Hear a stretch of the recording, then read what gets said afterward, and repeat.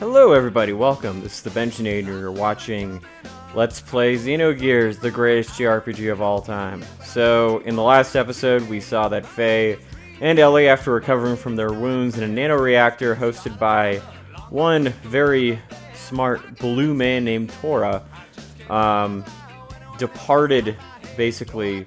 Faye is going off to Shivat to defend them against Solaris, and it looks like Ellie and Emeralda are going to be, and Citan too, are going to be looking to find a mass driver to help spread everybody, to spread basically a chemical in the air to get rid of everybody's limiter so they can fight back against Solaris. So this is kind of a continuation of the rebellion against the Empire in the sky. But of course, Faye, in the meantime, had a run-in with Ramses. He won that battle against Ramses, so Ramses is even more pissed off. So let's see what happens this time. Yes, continuing what does definitely feel like an extended movie. Not that that's a bad thing. No complaints whatsoever.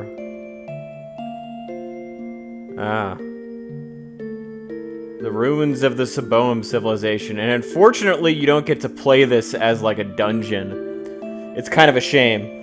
Like, it's one of those things where, you know, you could conceivably see it as a dungeon. And they probably had that plan, too. Like, they probably, more than likely, were hoping that this is some place that you could kind of explore, just like in the first disc. But I don't know if I mentioned this before, but one of the reasons why the second disc was made in this regard is just because they've been working on this for such a long time, and Tetsuya Takahashi and his crew kind of got the signal from Squaresoft that basically they had to finish this up in a couple of months. So that's why they wanted to make sure this happened. So this is obviously the releasing of the mass drive. Let's see how well that goes, shall we? Oh man, something big cometh. Ooh, there we are. Firing a piton into the air. Ooh. It's like Aurora Borealis spread across the sky.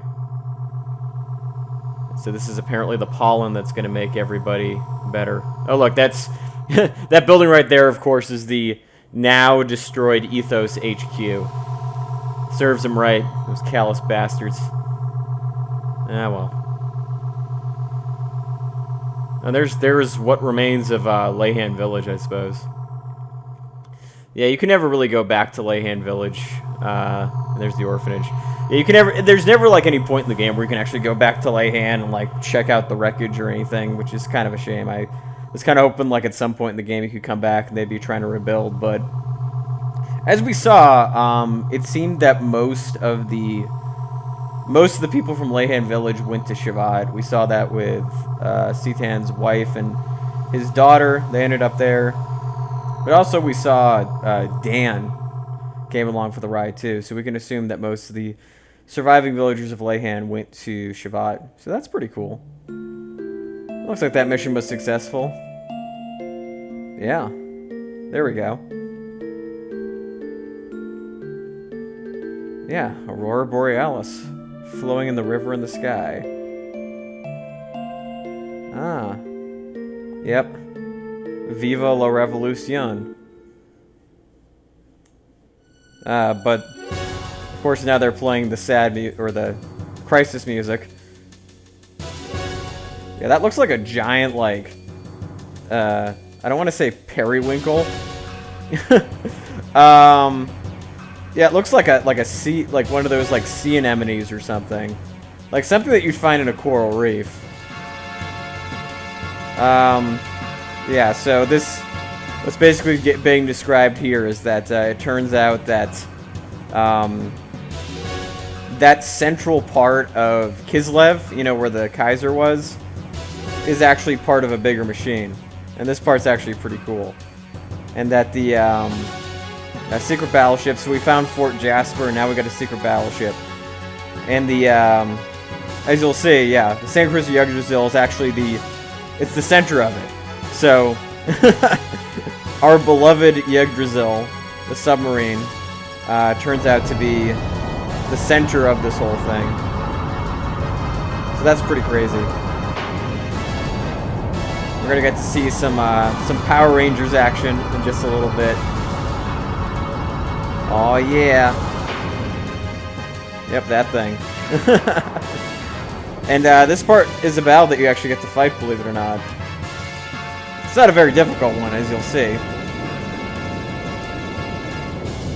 Woo, here we go. Yep, there's the Yggdrasil right there. Dun, dun, dun, dun, dun, dun, dun. It's taking its sweet time. I kind of wonder later why, well, okay, let me just say that, and I don't think this is too much of a spoiler, you don't really use this particular device a whole lot later. You do in one very important instance, but my guess is that this thing is like almost the size of like a major city or something. So maybe it just doesn't have the maneuverability to get into smaller areas, something like that. That would sort of be my guess. But yeah, the Yggdrasil 4. There we go. It's the super dimensional gear. And hiya! Woo! Mighty Morphin Power Rangers. So now we get to take on this big fat thing. Fort Hurricane. That thing is actually, like, that would be a terrifying thing to see come over a city, though. Just like that giant, basically the giant sea urchin. Sea enemy, whatever you want to call it. I don't know. I'm not an expert in marine biology. I'm so sorry. See, unfortunately, there's no, like, power up for this, so you just get to hit him and do little, like, slow attacks like that. We get to see that Fort Hurricane, you know, he tries. He tries in vain. I just love how it's a little tap. Like, I think that's pretty funny.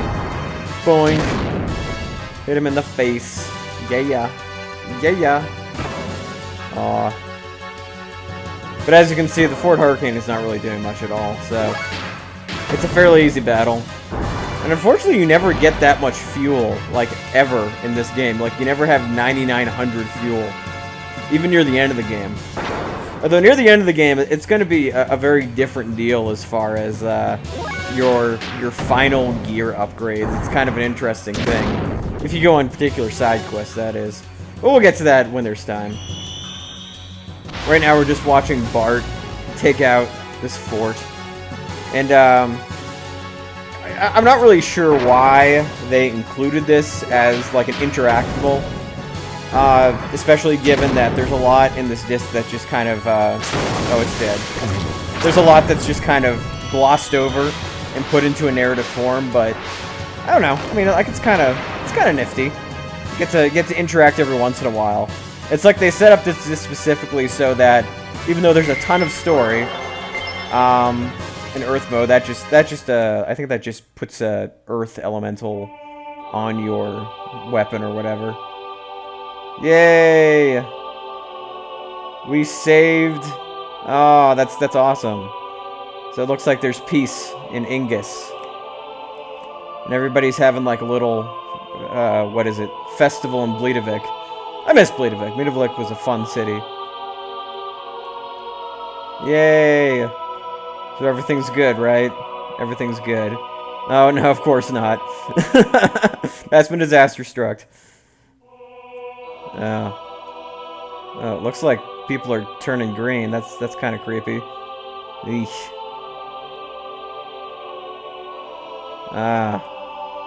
So by removing the limiter seal, now all of a sudden people are transforming.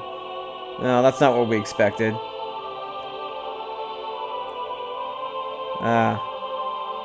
What becomes of the normal humans? Well, I mean, we removed our limiters and nothing bad happened.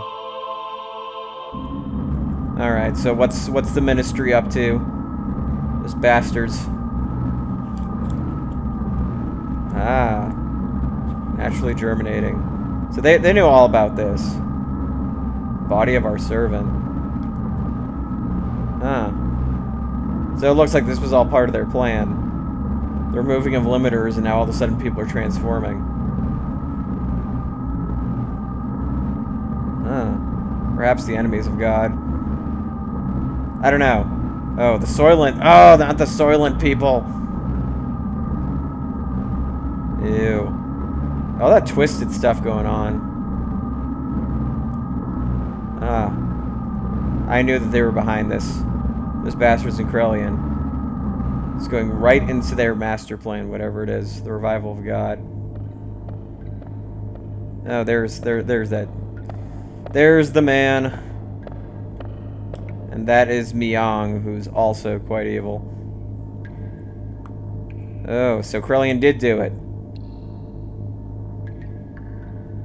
Oh. Okay, so apparently, so he put up a virus in the atmosphere. Huh. So what Ellie and Emeralda did coincided with what Krellian did. So this kind of went into it. Well, just when we thought that we were freeing ourselves, Krellian finds a way to reel us back in.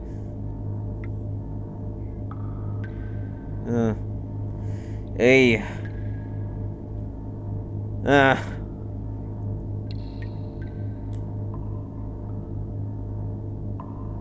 Yeah, like I said, Krellian's kind of got his own agenda. Oh, okay. So maybe he's talking about the Gazelle Ministry. Gazel Ministry, whatever you want to call it. I sometimes like to call it Gazelle just because it sounds fun. So I kind of indicated that it seemed like Krellian and the Gazel Ministry had slightly different aims. I think that kind of confirms it. The Soylent System. So yeah, there's more than just one facility that we saw in Solaris. There's a bunch of these that are on the ground, obviously. Creepy stuff. Nothing good can come from the Soylent System.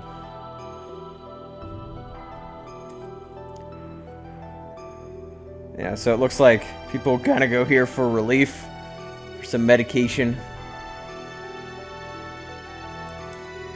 Yeah, we saw plenty of those wells in, what is it, Krellian's lab, if you recall. Those things were basically zombies. And crave human flesh and basically want to kill you. They were pretty scary, if you recall. You had to fight some of them. Those poor bastards.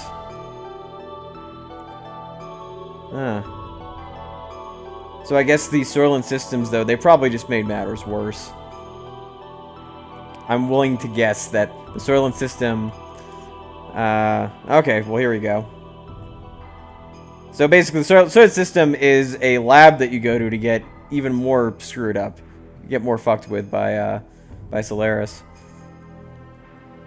Yeah, nothing good comes from them. Let's hope we have an idea of where they are now.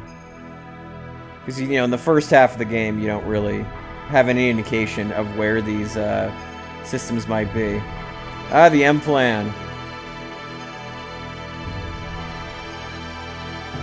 So this is all part of what the Ministry wants to put together. And also, to a degree, what it seems what Krellian's going towards. But Krellian's just kind of engineering it in his own little way. Which is not to say that his plan is any better. Oh man, that thing. That is creepy. That is some, like, you know, Alien, Independence Day, sci-fi shit right there. It's crazy. Oh, I love this music, though. I forget exactly what this track is called, but you do hear it a lot in the second half of the game. The first time we heard it, I believe, was Babel Tower. So. Yeah, of course, the old bait and switch. Basically saying, oh yeah, we'll be able to cure you of what ails you. And then they basically, they make it worse. They inject you with drugs. They slice you up like a, you know, science experiment in a petri dish and turn you into a weapon. Yeah, alright. So it looks like the revolution has spread, and now we're going to destroy the Soylent System. And again, this is probably also something that was meant to be played, but for the sake of time, it's being narrated. Ugh, that's a grisly sight right there. All those mutants are looking more screwed up than we've seen them before.